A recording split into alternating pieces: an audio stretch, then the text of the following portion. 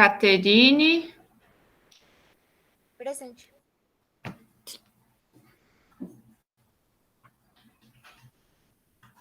Daniel.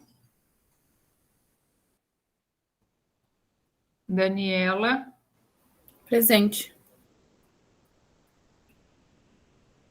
Eric. Presente. Eugênio. Eugênio, tá aí?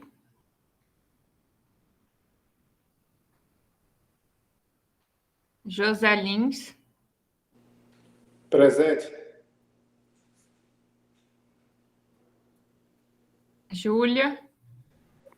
Presente. Lara. Lara tá aí?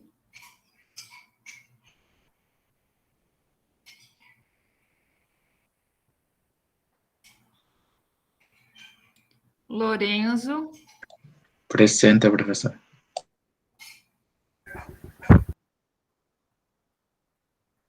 Oi, Lara. Seu microfone não tá funcionando, não. Lara. Lorenzo tá ali. Lucas Amaral. Lucas Amaral.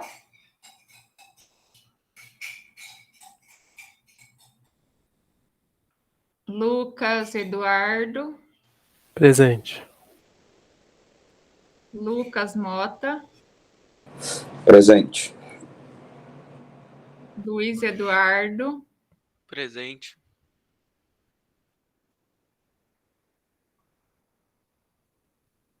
Michele. Presente. Acho que acabou. Eugênio não veio mesmo? Cheguei agora, professor. Cadê Eugênio? E a Lara? Eu tô aqui, eu tô entrando no meu celular porque a internet tá muito instável. Aí eu abro. Lucas Amaral.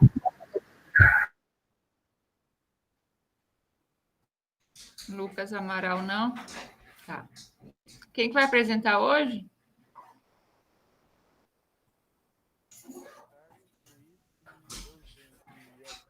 Ixi, não estou escutando. Eu, o Carlos e o Eric. Luiz Eduardo, Carlos e Eric. Isso. Carlos só tem um, né? Carlos Eduardo. Tá. Tá baixo? Tem algum microfone baixo? O meu. Tá.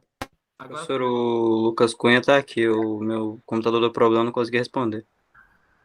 Lucas Amaral? Isso. Cadê a foto? Tá bom. Bom, vou começar então, tá? Tá.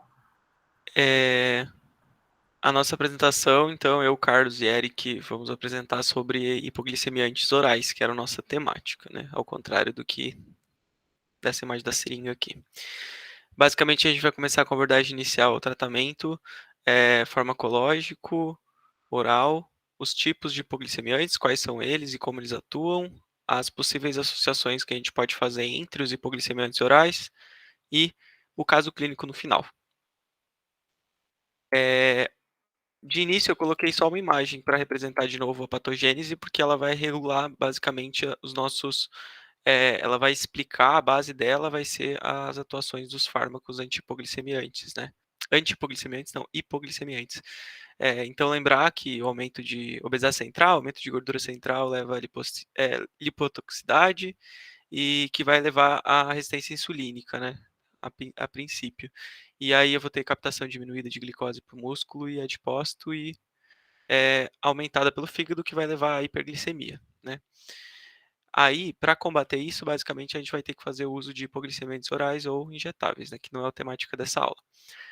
Para as metas de tratamento, basicamente, o objetivo é diminuir ao máximo as complicações micro e macrovasculares, que seriam o desfecho, o final ruim do nosso doente hiperglicêmico. Basicamente, os parâmetros seriam a hemoglobina glicada inferior a 7, de acordo com a ADA, e inferior a 7 também, de acordo com a Sociedade Brasileira, glicemia em jejum de 80 a 130 e pré-prandial de 80 a 130, de acordo com a ADA, e 100, de acordo com a Sociedade Brasileira, e a glicemia pós-prandial inferior a 180, de acordo com a ADA, e inferior a 160, de acordo com a Sociedade Brasileira de Diabetes. Elas variam, mas a gente consegue ver, assim, pela tabela, que a Sociedade Brasileira ela é mais rigorosa até nos limites dessa glicemia do nosso paciente. Para o tratamento, então, de pacientes com hiperglicemia, a gente vai tratar diferente pacientes diferentes. A gente tem que individualizar cada tratamento justamente porque nossos pacientes eles são diferentes um do outro.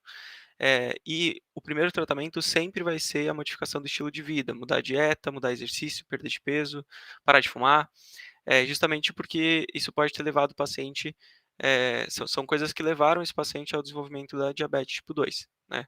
E a administração dos hipoglicemiantes, ela vai ser, normalmente, seria a segunda base do tratamento, né? Seria o início do tratamento farmacológico, mas o segundo momento de tratamento, né? E eu coloquei a tabelinha para a gente entender basicamente que a gente vai estabelecer metas mais ou menos rigorosas de acordo com o perfil do nosso paciente. Então, se é um paciente motivado, a gente pode estabelecer metas mais rigorosas de controle glicêmico. Se é um paciente menos motivado, é mais fácil desse paciente não aderir ao tratamento e a gente perder esse paciente de qualquer maneira.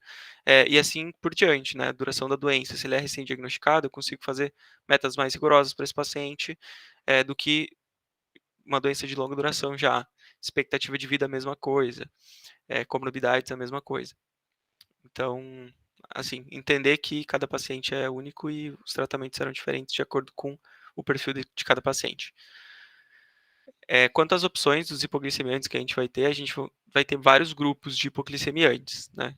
Incluindo todos esses que a gente vai falar um por um e explicar vantagens, desvantagens, indicações de cada um de acordo com o perfil de cada um dos hipoglicemiantes.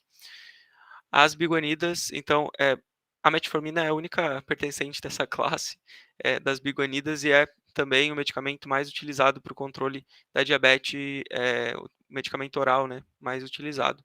Ele tem um mecanismo de ação de diminuir a resistência periférica à insulina e ela vai diminuir a gliconeogênese hepática. O medicamento ele é a primeira linha de escolha dentre os hipoglicemiantes orais, na diabetes tipo 2, que a gente vai utilizar. Ele é uma medicação eficiente, segura e de baixíssimo custo. E por isso que está no topo do tratamento também, né? Tá no topo do manejo, no início do manejo, né? Ela tem leva a uma discreta redução de peso, ela não causa hipoglicemia e ela diminui mortalidade cardiovascular. Ela está contraindicada para pacientes com função renal reduzida, então taxa de filtragem glomerular inferior a 30 não teoricamente seria uma contraindicação para o uso da metformina. O mecanismo de ação dela, então, ela vai atuar, aqui tem todo o mecanismo de ação, e ela vai atuar basicamente naquelas 3 principais coisas que a diabetes leva, né? Ela vai diminuir a resistência insulínica e aumentar a captação de glicose pelo músculo esquelético. Ela vai reduzir a resistência insulínica e vai aumentar a lipogênese e diminuir a lipólise pelos adipócitos e diminuir a glicogenólise e gliconeogênese. Então, basicamente, o que a gente vai estar fazendo é utilizar a glicose que está no nosso sangue, diminuindo a concentração dela por consequência, né? Então, a gente utiliza, de fato, a glicose e balançando a concentração sérica dela no sangue, né? Além disso, ela vai ter um ajuste conforme tolerância e os efeitos colaterais do paciente. A gente sempre tem que buscar a dose máxima que o paciente tolera para atingir o nosso alvo terapêutico, né? E, basicamente, a gente vai aumentar a dose progressivamente, a ingesta após as refeições, normalmente, para poder diminuir os efeitos adversos da metformina. E ela é dividida nessas doses de 850 miligramas, que aí seriam 3 vezes ao dia, né? 500 miligramas a dia ação lenta, podendo usar, normalmente usado 2 tomadas por dia, de 2 comprimidos de 500, ou de 700 miligramas também de ação lenta, de liberação lenta, 2 vezes ao dia um comprimido. Não necessariamente nessa ordem, de acordo com a dieta do paciente, né? Os momentos onde ele ingere mais e ingere menos. Quanto aos efeitos adversos da metformina, os principais são dispepsia, dor abdominal, náusea, vômito, diarreia, flatulência e desidratação. Então, para controlar eles, o que a gente faz? A gente tenta associar o consumo, associar eles logo após a refeição, né? O uso a longo prazo dele, ele pode estar associado à deficiência de B12. Então, a gente tem que ficar atento também a uma possibilidade de anemias desse paciente. E é importante lembrar de reavaliar o paciente a cada 3 meses, justamente porque os estudos mostram que, na primeira consulta, se o paciente ele é submetido somente à alteração do estilo de vida, uma porcentagem baixa desses pacientes conseguem regredir da diabetes tipo 2 só com alteração do estilo de vida após a primeira consulta. Agora, quando associada à metformina, já há um ganho muito grande do controle, e há um controle muito maior dessa hiperglicemia, né? Então, normalmente é associado já na primeira consulta à dieta, a alteração do estilo de vida junto da metformina, né? Mas é preciso reavaliar esse paciente depois de 3 meses para ver se de fato ele está fazendo, o paciente já está aderindo e, e como que está a hemoglobina glicada dele. Por isso que é após 3 meses, né? A gente tem que lembrar que a hemoglobina glicada vai marcar ali 3, 4 meses, até 120 dias, né? Da média glicêmica desse paciente. Depois, os inibidores da SGLT2 é uma outra classe já dos fármacos hipoglicemiantes. Basicamente, ele vai inibir o receptor do SGLT2 e vai ele vai diminuir a reabsorção de glicose do túbulo renal. Então, basicamente, o que a gente vai fazer é jogar glicose fora pela urina, que vai diminuir a nossa glicose sérica, ou seja, vai hipoglicemiar a gente, no caso, né? Mas isso é às custas de jogar uma moeda energética fora, né, pela urina. Então, as vantagens raramente tu vai ter hipoglicemia e vai reduzir o peso, justamente porque está jogando uma moeda energética fora. E ela reduz eventos cardiovasculares e mortalidade por doença cardiovascular também, reduz a pressão arterial, que junto à glicose tem a sua água associada, e ela vai ter um efeito renal protetivo. A desvantagem é que ela tem alto custo e ela é pouco disponível no SUS, então a gente talvez não tenha tanto contato com ela. Ela é considerada a primeira opção se o paciente tiver doença cardiovascular estabelecida, doença renal diabética, né? E albuminúria ou risco cardiovascular alto. E ela é a segunda opção após a metformina, no caso. Então, um paciente que já está fazendo controle de dieta, mas metformina não está dando certo, a gente normalmente associa uma sulfonilureia, que o Eric vai falar depois, mas os inibidores de SGLT2 são um medicamento também de segunda escolha após a metformina. Basicamente, o que acontece aqui esse é o mecanismo normal do nosso corpo, né? Eu vou ter, chegando no glomérulo, filtração de glicose, e essa glicose vai ser reabsorvida justamente pela ação do SGLT2 e SGLT1. Agora, quando eu uso um medicamento que é inibidor do SGLT2, basicamente o que eu vou ter é uma diminuição da reabsorção e uma excreção de glicose pela urina.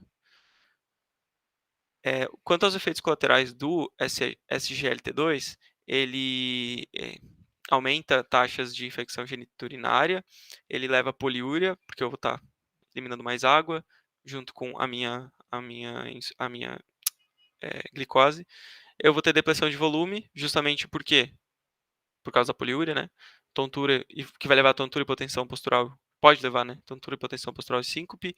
Eu vou ter aumento de LDL e posso ter cetocitose diabética, porque a gente tem que lembrar que, independente de a gente estar jogando glicose fora, a gente tem que estabelecer um outro mecanismo de uma outra forma de disponibilizar energia para o nosso corpo.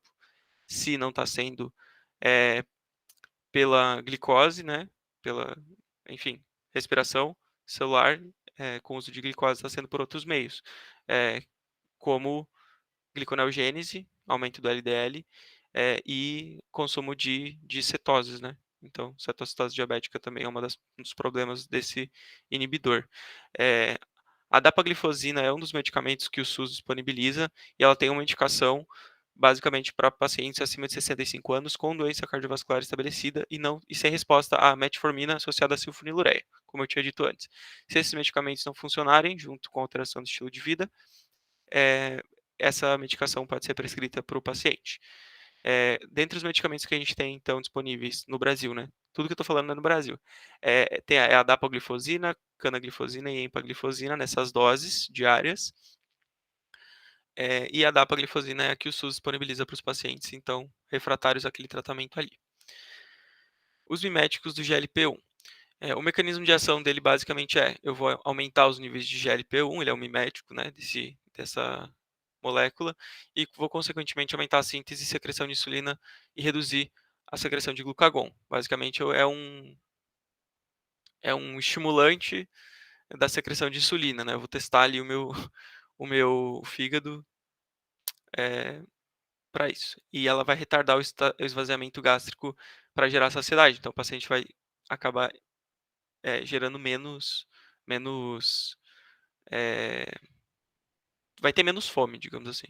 As vantagens o risco baixo de hipoglicemia, que ela vai liberar insulina conforme a glicemia, né? E ela vai reduzir eventos cardiovasculares, vai reduzir a pressão arterial sistólica e reduzir o peso também. A desvantagem custo muito elevado, mais de R$1.000 por mês. O único medicamento que eu encontrei à venda aqui no Brasil era um pouco mais que R$1.000 até, era R$1.200 por mês, uma caixinha, e ele não está disponível no SUS, então o paciente tem que arcar com esse custo aí.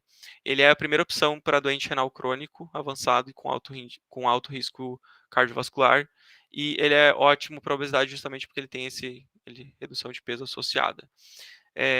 A dose, a maioria é injetável, mas tem uma no Brasil que é vendida, que é oral, que é a semaglutida, acho que é semaglutida, que é o nome desse medicamento é o Ribelsus, que é o único que é vendido, 14 miligramas, que daí teria que fazer o uso uma vez ao dia. Aqui está o mecanismo de ação dele, ele atua em vários lugares, mas basicamente a gente tem que lembrar que ele vai aumentar a sensibilidade à insulina e ele vai diminuir a produção de glicose do fígado e aumentar a secreção de insulina, né? Os inibidores da DPP-4 é uma outra classe de medicamentos também, que são o mecanismo de ação basicamente é o aumento do nível do GLP-1 com o aumento da síntese e secreção de insulina e redução do glucagon. A vantagem é rara hipoglicemia, ele é seguro, ele é bem tolerado, ele é comprovadamente em animais, ele gerou um aumento de massa de células beta-pancreáticas, o que também seria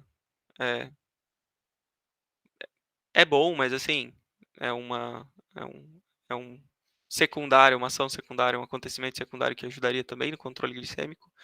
E as vantagens, ele é alto custo, bem menos do que o outro mimético do GLP-1, mas ele ainda custa R$150 por mês, né? E para muitos pacientes isso não é alcançável, né? E ele não está disponível no SUS também. Os efeitos adversos envolvem urticária, pancreatite aguda, que é muito rara, e aumento da internação por insuficiência cardíaca congestiva e dor articular. Os medicamentos dos inibidores da DPP-4 disponíveis no Brasil, então, são esses aqui, sitagliptina, saxagliptina e linagliptina, nessas doses que eu coloquei aí, basicamente. Alguns são mais caros, alguns são mais baratos. Eu olhei alguns, a média ficou em R$150 por mês, mas tem alguns que chegam até R$300, R$400 por mês. O mecanismo de ação, então, inibição da DPP-4, né, e aumento da GLP-1, que vai levar basicamente ao mesmo mecanismo dos miméticos da GLP-1 que eu falei antes, mas esse aumento acontece secundário à inibição do DPP-4. Bom, as sulfonilureias, estão me ouvindo? Sim. Sim. Beleza. Tá. As sulfonilureias são fármacos insulinotrópicos, ou seja, o mecanismo de ação se baseia através do aumento da secreção da insulina, que resulta na diminuição dos níveis de glicose. Das vantagens, está disponível, possui um baixo custo, uma experiência extensa de uso, segurança cardiovascular documentada, redução das complicações microvasculares e possui uma redução rápida da glicemia.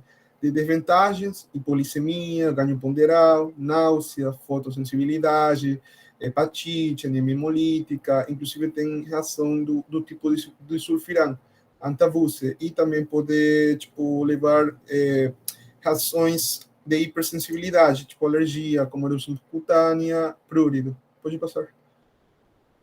É contraindicado em casos de que o paciente tenha hipersensibilidade às sulfonamidas e insuficiência hepática, insuficiência renal, obviamente diabetes tipo 1, cetoacidose diabética também.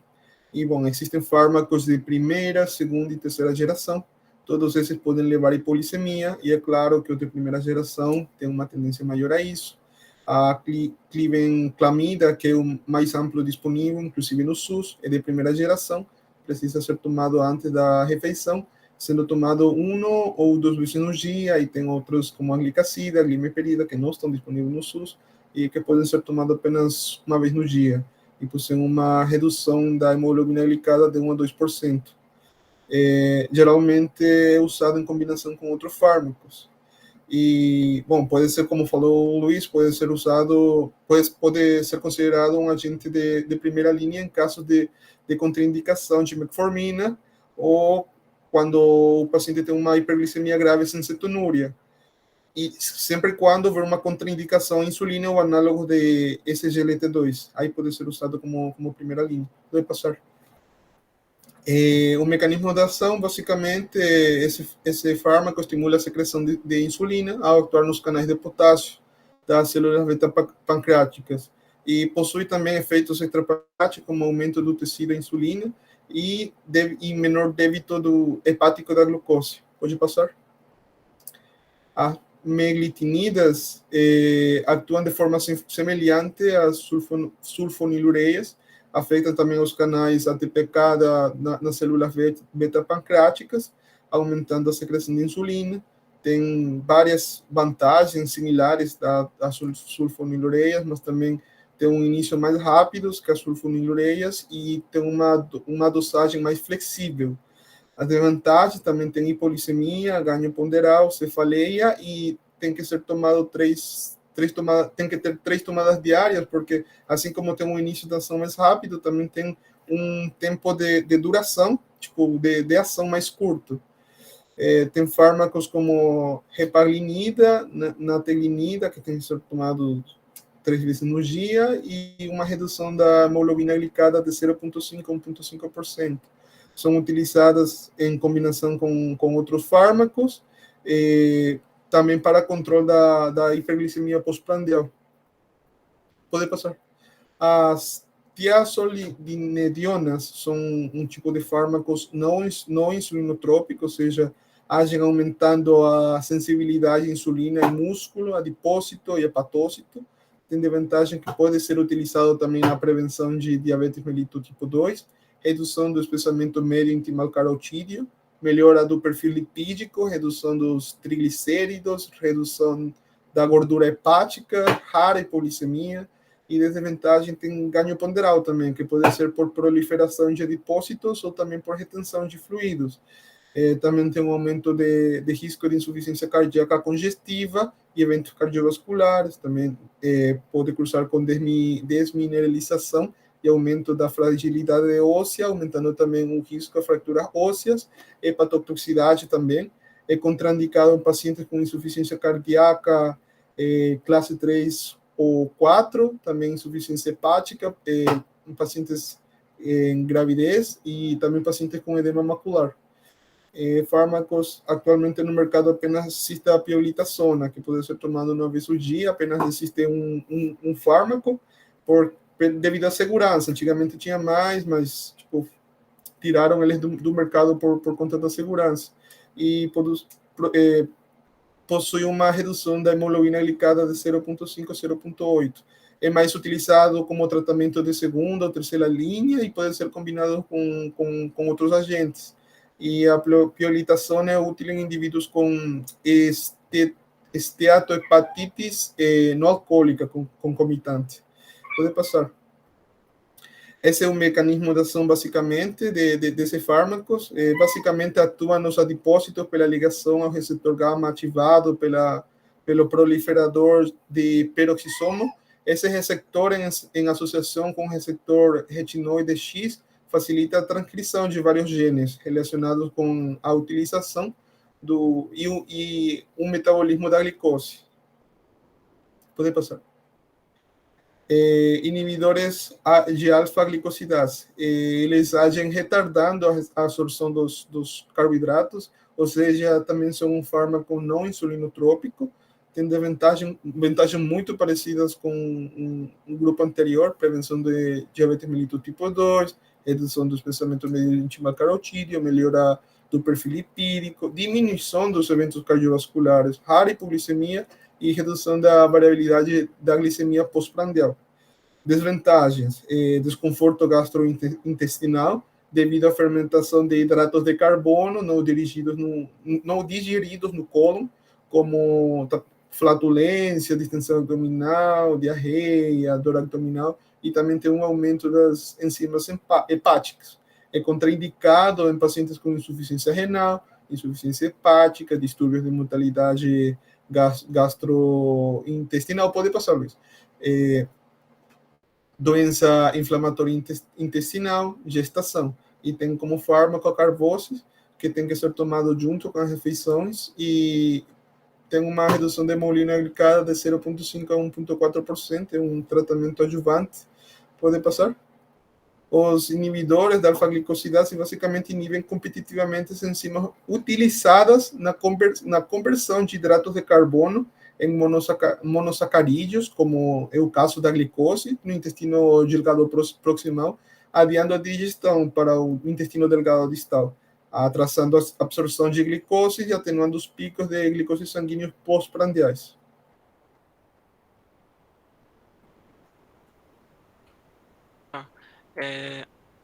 Além desses medicamentos isolados que a gente tem, basicamente existem várias combinações de anti-hiperglicemiantes orais que estão disponíveis na diretriz brasileira de diabetes, que as combinações seriam todas essas aí. Eu não vou ficar lendo uma por uma, tem todas as combinações e todas as doses possíveis para associação de hipoglicemiantes.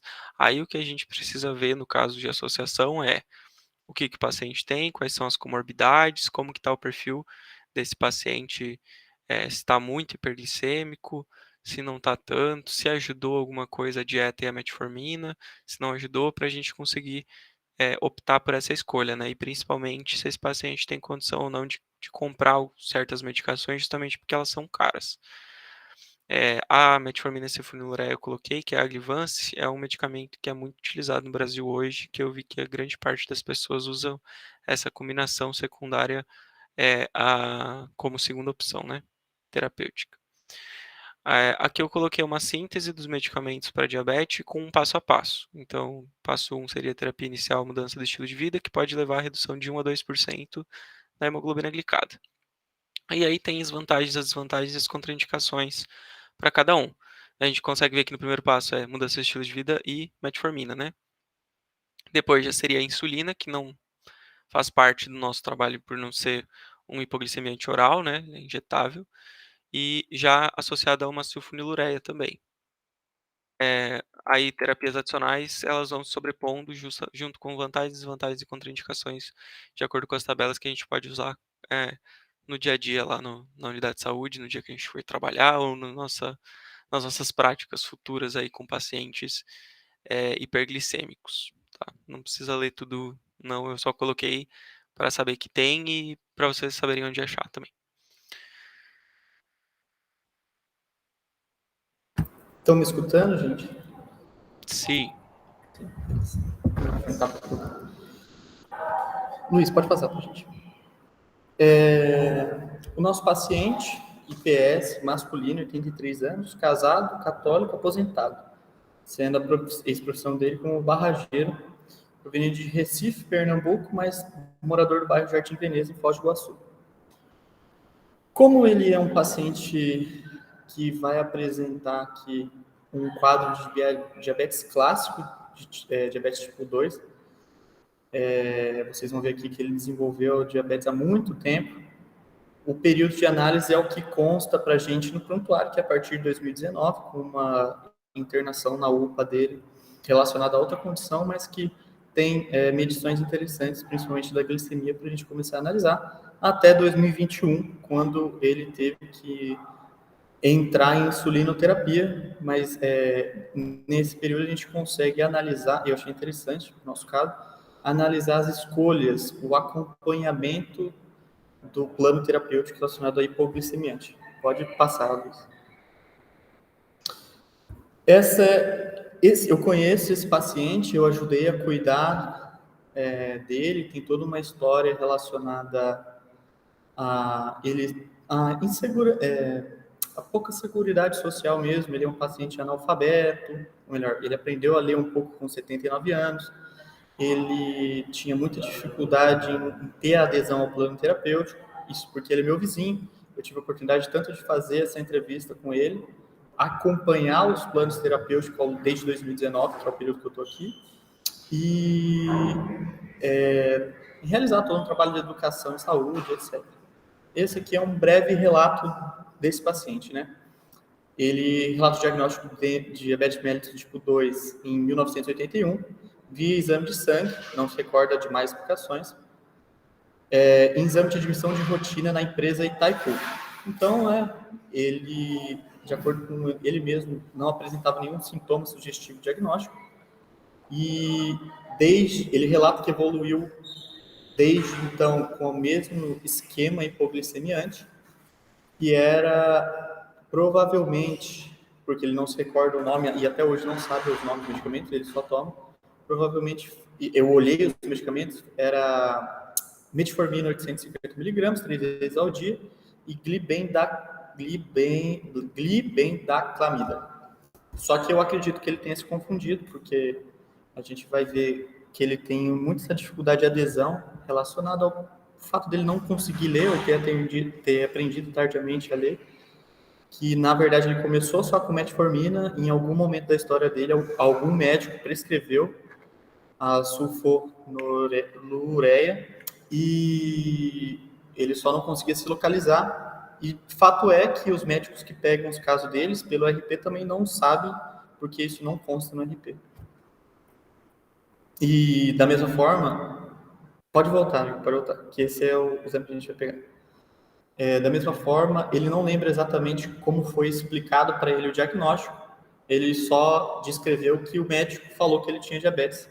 Então, provavelmente, deve ter entrado lá em 1981, ele com 43 anos, o médico deve ter analisado a hemoglobina glicada, ou o teste de tolerância oral à glicose, a glicemia, deve ter 2 testes saídos positivos e ele recebeu o diagnóstico. Pode passar. Essa é a história atual da doença do período final da nossa análise, né? O nosso paciente chegou na UBS Vila C Velha com dor abdominal. Esse é a descrição do prontuário, né? Um pouco de falta de ar, relata não apresentar dor de cabeça, nega febre. Encaminhado ao UBS da Vila C por apresentar hiperglicemia, não tomou medicamento hoje, relata há 3 dias não evacuar, nega alergia medicamentosa, faz tratamento de diabetes, nega sintomas respiratórios. Pode passá-los. História patológica pregressa e antecedentes pessoais.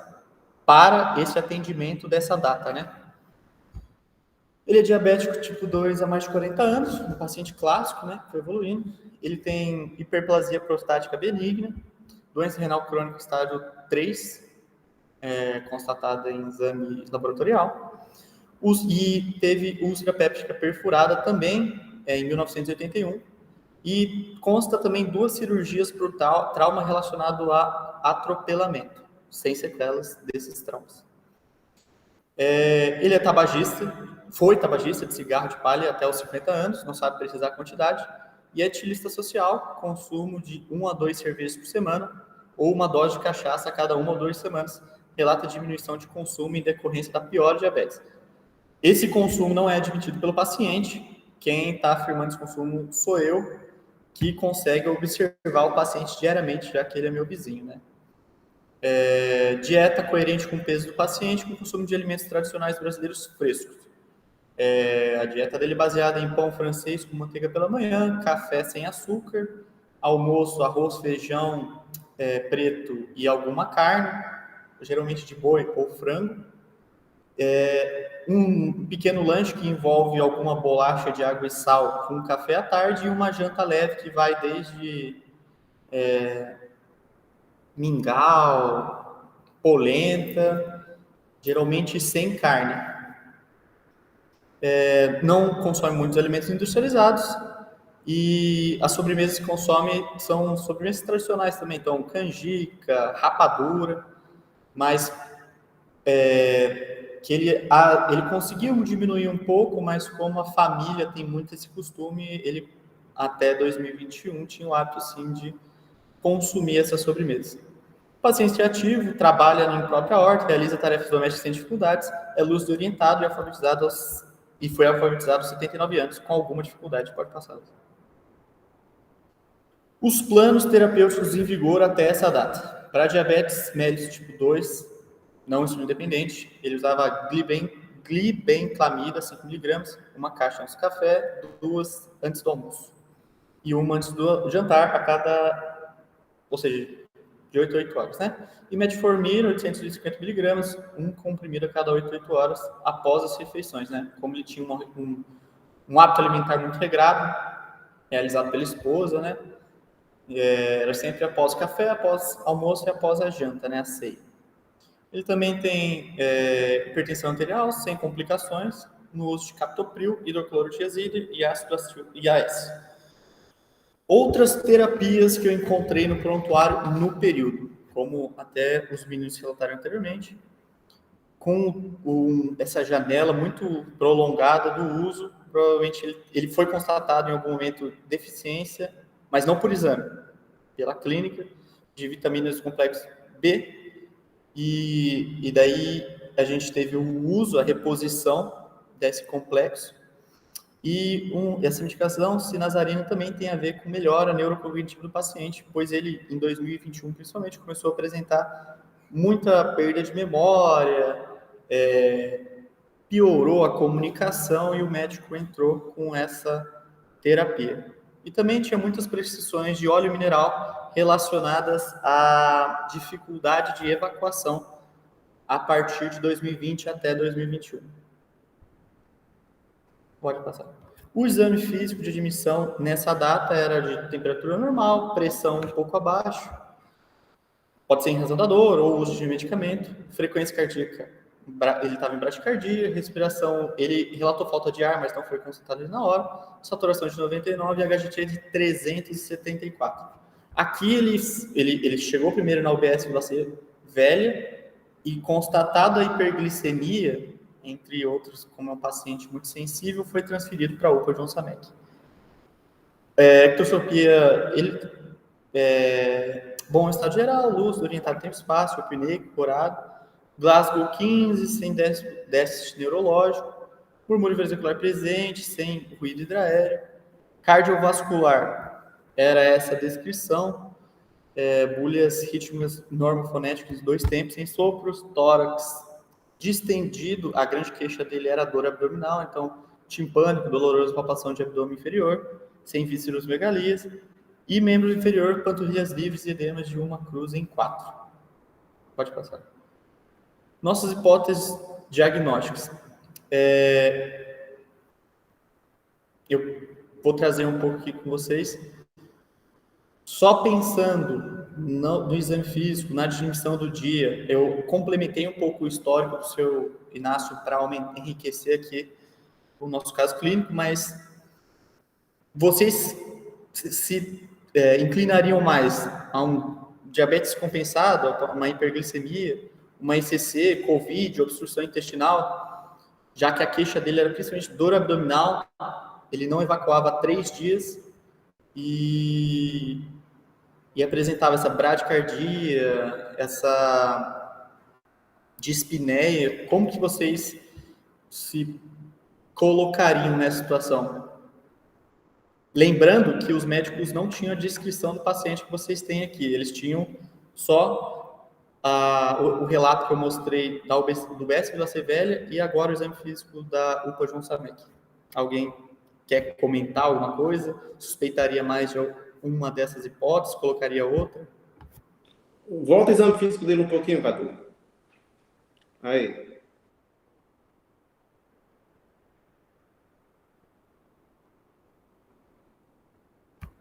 Até esse período, 2021, ele não teve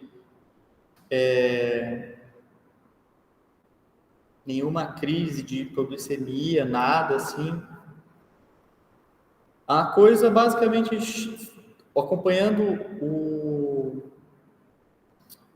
prontuário do Sr. Inácio, a gente tem um conjunto de evoluções que eu vou mostrar a seguir, e do nada, ele teve uma dor abdominal acentuada, se sentiu mal, e foi encaminhado ao UPA João Samek.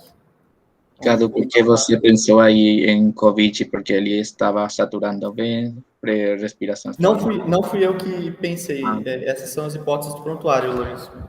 Na época é porque o convite estava muito intenso, é um paciente idoso, então acredito que colocaram Covid porque podia ser, porque sim, sabe?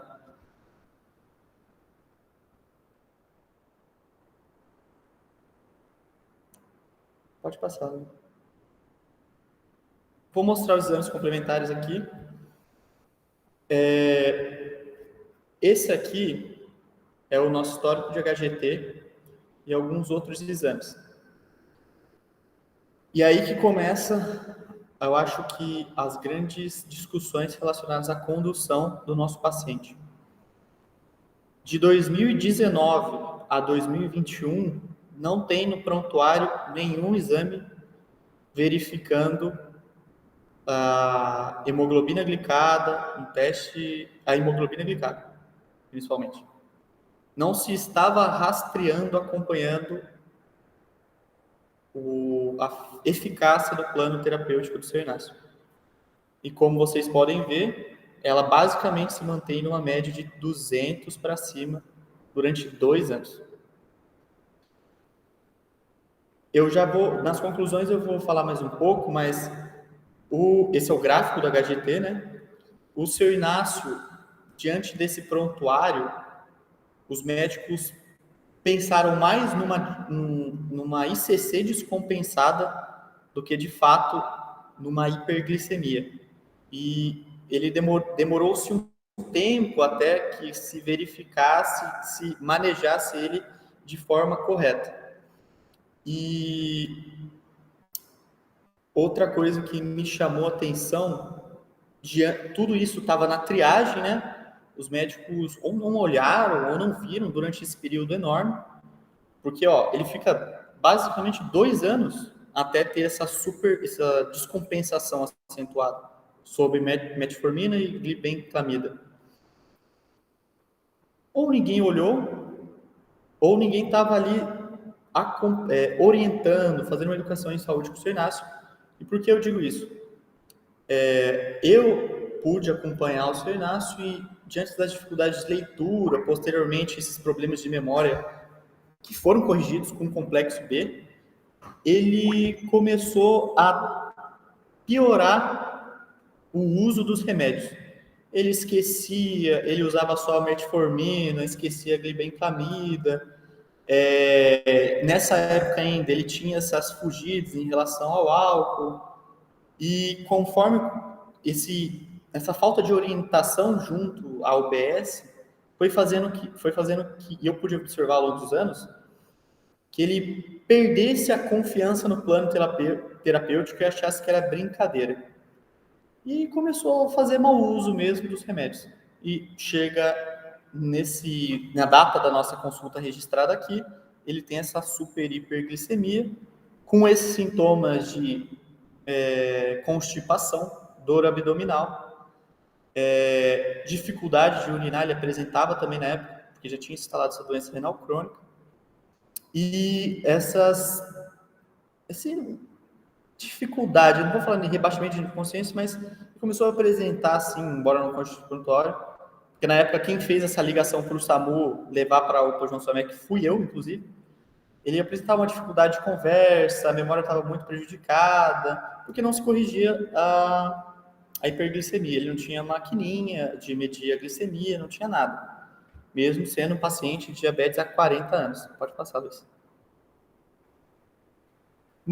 A gente não tem exame nenhum até essa data de internação, já com ele numa hiperglicemia elevadíssima. Como vocês podem ver, ele também tem uma anemia de acordo, coerente com esse longo plano terapêutico de metformina dele, que nem isso estava sendo corrigido, foi corrigida posteriormente. Pode passar, Luz. Só para, né, em vermelho é o que está alterado e o que está em branco não está alterado. E daí, né, foi feito tudo ali na UPA. A urina 1 mostrou presença de glicose no sangue e presença de urobilinogênio. Pode passar. Mas o resto normal. E a gasometria já mostrou ali alterações com uma coerente com um quadro mesmo de hiperglicemia, uma alteração não tinha ainda uma acidose, mas tinha já essas alterações de pressão, paciente idoso, tem hipertensão também. Então, a gente tinha ali já algumas alteraçõezinhas, embora não tivéssemos certa acidose de fato. Pode ir passando isso. E até um raio-x, né, sobre suspeitas de obstrução foi feito, porque, como eu disse, como o quadro estava tão mal estruturado, ele chegou lá, os médicos, inclusive o Eduardo, um ex-aluno nosso, o Nilo, que acompanhou, que recebeu na UPA João Salmec, ele fez tudo porque ele suspeitou primeiro de uma obstrução intestinal ou um problema cardíaco. Pode passar. Não, existe essa suspeita, né, como um paciente já muito idoso, analfabeto, não se sabe se ele já começou com metformina ou glibenclamida, mas percebe não ter havido um protocolo sequencial de tratamento. Ele pode ter, como eu disse, iniciado com metformina, mas a glibenclamida, ou só metformina. Mas, mesmo assim, não se tentou mudar e nem houve oportunidade de se mudar, já que não foi acompanhado corretamente pela hemoglobina glicada para aquela outra medicação que os meninos comentaram, que é usada a partir de 65 anos, a dapaglifosina, já que ele tem doença cardiovascular, tem mais de 65 anos, já não estava tendo resposta à metformina e a glibenclamida, no caso. A gente podia tentar ter entrado com dapaglifosina, não foi possível, porque ele chegou já num estado em que as coisas só poderiam ser corrigidas via insulina, que é o que acontece pós essa data, pós 2021. E a falha principal foi não acompanhar essa educação em saúde continuada. Ao longo nesse período que eu coloquei aqui, era possível perceber que o Sr. Inácio foi descredibilizando a dieta, o uso das medicações. Ele começou a paciente idoso, confundia as medicações, confundia os horários, se permitia comer mais sobremesa, dessas que eu citei aqui, consumir álcool, e não houve um reforço da UBS para reavaliar isso. Da mesma forma, não houve também esse acompanhamento do tratamento, mesmo com as indicativas do HGT alto. E a falta de exames em 2 anos também corrobora toda essa crítica relacionada ao acompanhamento desse caso. A gente teve ali a média de 200 em geral, que ao longo de 2 anos culminaram nessa situação de hiperglicemia, que depois só foi corrigido com internação e posteriormente ele tem que entrar na insulinoterapia e se mantém até hoje com insulinoterapia, acompanhado pelo Centro de Especialidades Médicas ali no centro. Bom, esse foi o caso, né, gente? E a gente conclui principalmente na necessidade de acompanhar via hemoglobina glicada, porque muito mais do que 3 meses, 2 anos, a terapia do nosso paciente não estava funcionando, e isso não foi observado pelos médicos, e principalmente, educação em saúde. Esse paciente específico tinha esse desafio a mais que a gente vai encontrar do analfabetismo, uma dificuldade social relacionada a desconhecimento. E eu fui pesquisar, o SUS tem até material para pessoas que são surdas ou analfabetas, e isso nunca foi tratado com ele.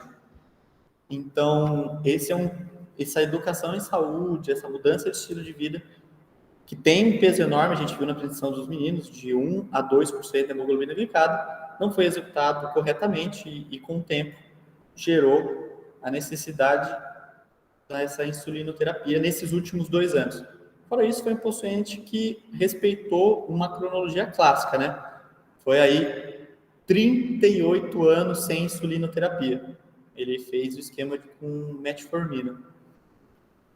E hoje, né, tem sucesso com a insulinoterapia, um paciente peso adequado, diabetes controlada, ativo, trabalha ali com as atividades domésticas, pega ônibus, viaja para outros estados. É um paciente bem acompanhado hoje em dia. E é isso, gente.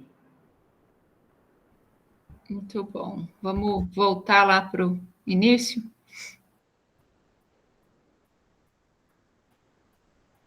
Pessoal, tiverem dúvida, podem mandar ali no chat, tá? Podem ir naqueles das classes mesmo. Então, aí são as principais classes, né? Que a gente tem disponível no SUS. Lembrando que é só as biguanidas e a sulfa. Agora a gente tem, mas ainda precisa via LME, né? Os inibidores do SGLT2, mais para pacientes acima de 65 anos com doença cardiovascular estabelecida. Infelizmente, ainda tem alguns critérios, né, para conseguir a medicação. E a insulina, né? Então, infelizmente, no SUS a gente não consegue ter um arsenal terapêutico tão completo. Por que isso é importante? Porque a gente sabe que o diabetes ela é uma doença multifatorial e existem vários órgãos contribuindo para a hiperglicemia, né? Qual seria o valor-alvo? Qual que é a pergunta? De glicemia com medicamento via oral. É esse aí mesmo, ó, que eles estão apresentando ali, de 80 a 130 no jejum, né? E no máximo até 180 no pós-prandial de 2 horas. Isso vale para qualquer diabético.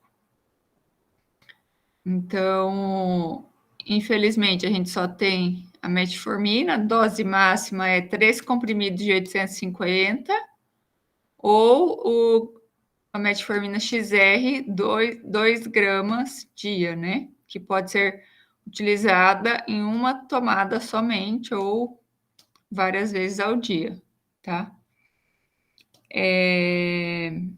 Principalmente após a refeição, né? Sempre orientar, isso vocês têm que estar sabendo. Pode aumentar flatulência, diarreia, náusea, é bem comum esses efeitos adversos. Também pode diminuir a vitamina B12, então é bem importante sempre monitorar a B12 a longo prazo, que pode ocasionar outros problemas para o paciente, né? A ação dela é a nível hepático, né? Mecanismo de ação. Contraindicado para doença renal crônica, clírice abaixo de 30. E hepatopatas, né? Cirróticos. Também não é legal. Tem essa ação, a metformina, além da ação hepática, também melhora a resistência periférica à insulina. Então, tem ação no músculo também, né? E não é só a nível de fígado. Então, é uma excelente droga para resistência à insulina também. E a gente usa também no pré-diabetes. Pode ir. Aí estão os inibidores do SGLT2, que é a ação renal, né? Então, causando glicosúria lá nos receptores do SGLT2 a nível renal, que o normal seria a gente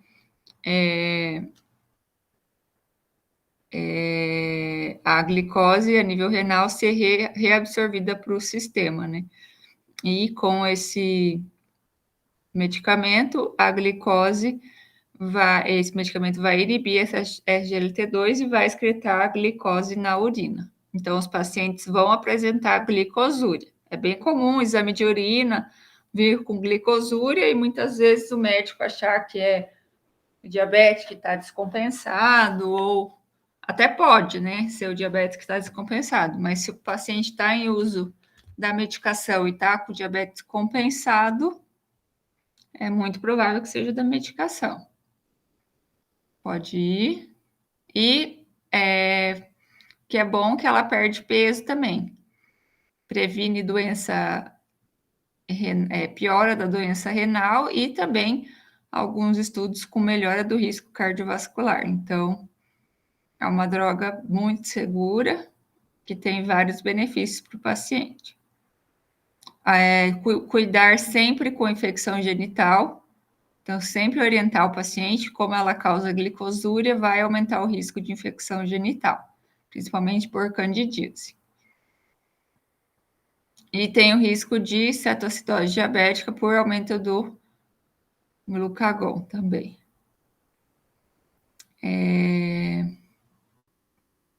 Aí tem os análogos do GLP-1, que são as medicações, né, existe a opção oral agora, mas tem a opção injetável, que realmente o custo, infelizmente, não dá para a maioria dos pacientes, né? Vantagens que também, além de controlar o diabetes, tem ação na melhora do peso também. Esse remédio aí é aquele que a galera tá usando para emagrecer, né? Mas ele já é liberado para obesidade também, a liraglutida.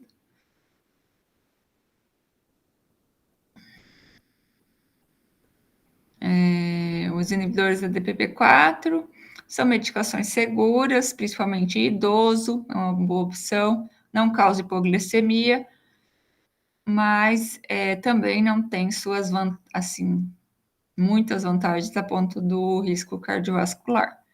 E também tem um custo um pouquinho mais alto.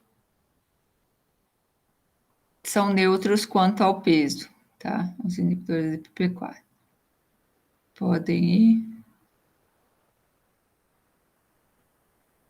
Também as sulfas, que daí é o que a gente tem disponível no SUS, né? Só que o aumento da secreção de insulina vai a longo prazo esgotando a reserva pancreática de insulina, né? E isso também leva a um ganho de peso, que muitas vezes não é legal no paciente com diabetes, e também o risco de hipoglicemia, principalmente paciente idoso, tomar muito cuidado.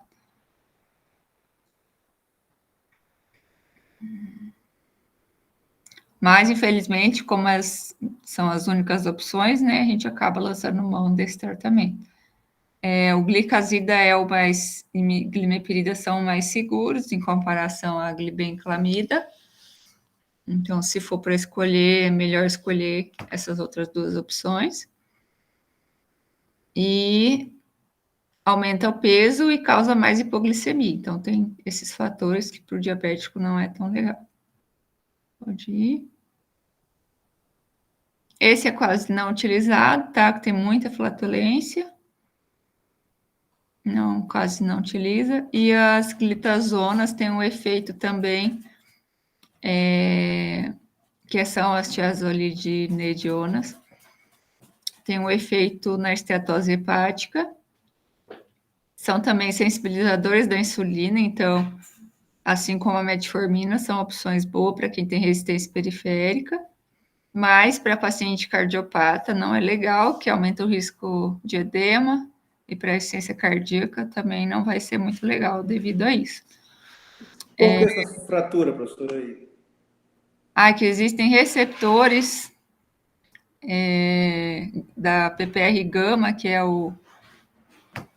a mecanismo de ação da medicação, existem receptores nos ossos também, então aumenta o risco de fraturas. Então, mulher idosa não é uma boa opção também, que já tenha risco, né, de osteoporose, essas coisas, tem que sempre pensar nessa droga. Idosa com insuficiência cardíaca, obesidade, osteoporose, né, é uma droga que tem que tomar cuidado. Mas também é um bom sensibilizador. Alguns pacientes que têm uma resistência maior, né? Ele tem uma boa resposta também para melhorar a hemoglobina glicada. E estetose hepática, em quem já tem, né? Ali o mecanismo de ação na PPR gama dele. Nessa enzima aí. Esse inibidores da alfa-glicosidase quase não usa também, em desuso. Por causar muita flatulência, diarreia e alto custo também. Aí as associações são muito bem-vindas, né? Porque facilita a aderência do paciente. Então, já tem algumas associações com a metformina e mais alguma outra medicação. Ou alguns...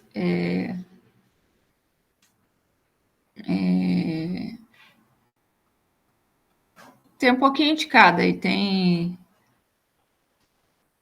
praticamente todas as opções aí tem medicamentos com associação. Pode ir.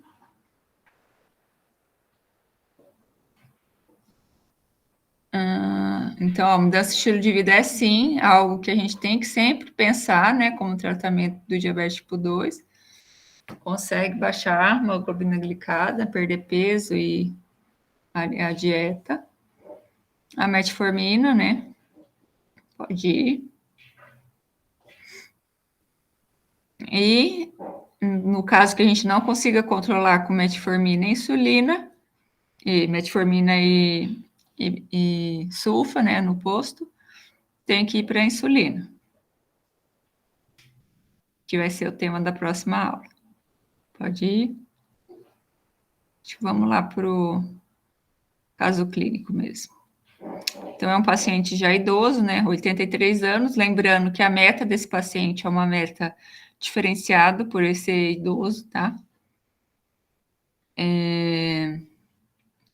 Então, é um paciente que, além das dificuldades sociais, também, às vezes, tem que ver se ele é um paciente assíduo de consultas frequentes na UBS, né? Então, também, a gente tem que sempre ver a responsabilidade do paciente também com o tratamento. Apesar de todas as dificuldades que ele tem, ele também teria que ser um paciente assíduo, ver se realmente foi falha no tratamento, ou se também o próprio paciente não tem a culpa, né, por ele estar tão mal controlado desse jeito. Pode ir. Pode ir.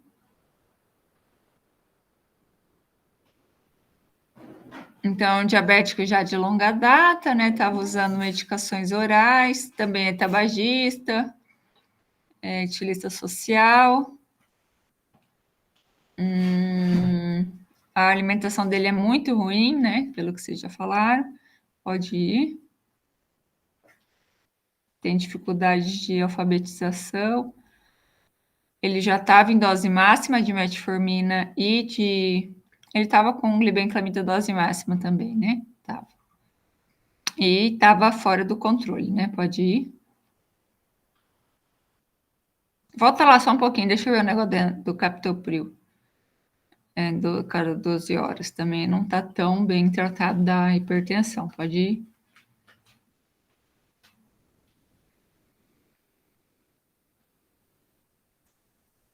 Ele tinha alguma coisa abdominal aí também, né? Porque não é normal ter um abdômen distendido, e aquele raio-x feio que ele tinha, né? Pode ir.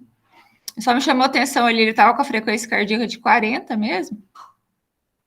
Tava, prof. Ele tava com bradicardia constatada em eletro no dia. Então, ele deve ter mais alguma coisa aí, né? Que chama atenção. E um diabetes descontrolado. Eu colocaria até uma ICC... eu acho que eu colocaria todas essas hipóteses aí que vocês colocaram.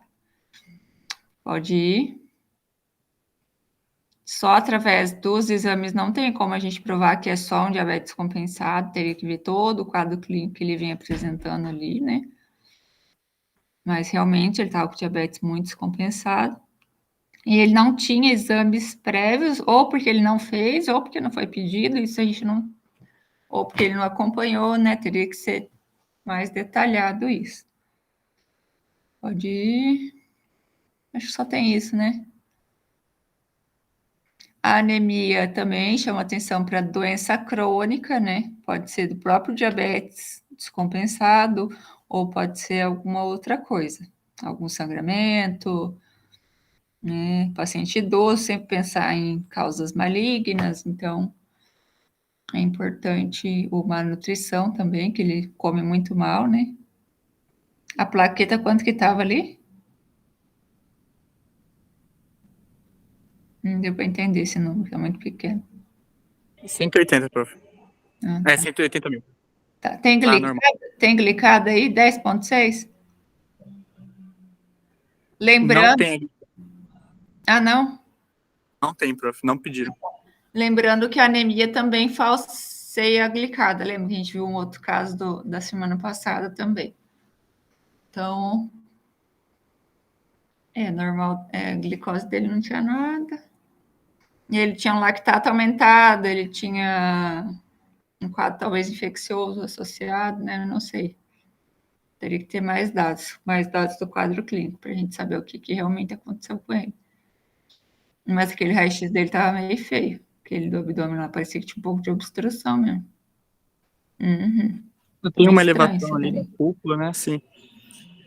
Depois que foi corrigido a glicemia, ele voltou ao normal e teve alta em 3 dias. Depois foi encaminhado com urgência para o Centro de Especialidades Médicas. Começou já com insulinoterapia na mesma semana e depois o quadro se resolveu. Daí foi acompanhando, né? No Centro de Especialidades Médicas constataram a doença renal crônica, constataram a hiperplasia benigna, mas foi tudo no Centro de Especialidades Médicas. A ICC, né, tinha nesse atendimento específico, tinha também. Uhum. Mas esse é o paciente clássico, né? Aquele paciente que... dificuldades sociais mesmo, né? Que a gente vai encontrar. E sempre vem o combo, não é só o diabetes, né? Sempre vai ter mais alguma coisa. A hipertensão, a dislipidemia, hipotireoidismo, a obesidade. Então, a gente tem que sempre pensar em múltiplos usos de medicamentos, né? Os efeitos colaterais. Como essa aula de hoje era mais dos hipoglicemiantes, então, para vocês verem como o arsenal terapêutico melhorou, né? Em termos de diabetes. Antes a gente só tinha essas 2 opções mesmo, hoje em dia a gente já tem várias outras opções, infelizmente não disponíveis ainda, mas a gente, com essas novas drogas, a gente consegue um melhor controle, evitando que esses pacientes piorem a longo prazo, né? Evitando essa piora a ponto de já ter que usar insulina de uma forma que não tenha mais reversão aí do caso, que é o caso desse paciente, né? Então, acho que fechou, gente. Mais alguma? Quando iniciar logo com uma combinação? Quando já o diagnóstico, se você tiver um paciente bem descompensado, a gente já inicia com combinação. Isso facilita, né, a aderência e facilita o controle, né? Hoje em dia a gente tem costume mais de dar um chumbo maior, vamos dizer assim, já o diagnóstico, tá? E depois ir tirando, né? Que às vezes a gente precisa usar mais que 2, 3 drogas já o diagnóstico e depois controle e consiga tirar. Mais um paciente que, por exemplo, uma glicada de 9, que vai no consultório, só com metformina e glibenclamida, ele não vai conseguir baixar tudo de uma vez. Já é um paciente que já dá para iniciar com combinação de medicamentos. Ô, professora, e quando a gente deve decidir a começar a usar a insulina? É só quando os orais não tiverem tendo eficácia? Esse que é o problema, né? No SUS, se você tem um paciente que não responde, que já está com dose máxima de metformina e glibenclamida, a opção seria insulina. No SUS é assim, No, Esse paciente do caso aí seria insulina já? seria, desde lá de 2021, né? Que ele mostrou que ele estava descompensado já, né? Acima de Desde 200. 2020 já. 20. Uhum. Mas é todo esse contexto, né? Um paciente que é analfabeto, às vezes mora sozinho, né? Tem que ver o contexto social. Aí, às vezes, é o receio do próprio médico não passar insulina, né? Então, tem vários contrapontos aí que a gente vê na prática, né? Professor, ele tem a família, assim, Uhum. como apoio, ele acaba conseguindo realizar os exames, faz um acompanhamento até que certinho, pelo que eu observo, mas tem essas concepções, assim, né? Ele achava, por exemplo, que a diabetes era curável, então, quando ele melhorava, ele passava no posto, e a glicemia diminuía, ele achava que ele estava curado e que ele podia parar o remédio. No finalzinho, assim, pré-insulinoterapia, ele tinha essa crença que conseguiria parar de tomar remédio porque doença se cura, ele melhorava do diabetes, então ele estava curado, ele podia parar. E teve todo um trabalho de mostrar que não, era uma doença para a vida, né? Crônica, de fato. E a dieta não vai mudar também, né? Muito difícil. 83 anos, você mudar o que ele vai comer, complicado. Mas nós vamos ver na próxima aula, né, da questão da quando indicar a insulina, e nas próximas aulas nós vamos ter isso. Quais níveis, né, que a gente já indica um tratamento com insulina. Mas para nível SUS é isso aí. Se não respondeu a metformina e glibenclamida, já tem que utilizar. Tá bom, gente? Fechou? Vamos descansar? Fechou. Fechou, vamos. Tchau, tchau. Boa semana, professora. Tchau, tchau. Tchau, professor.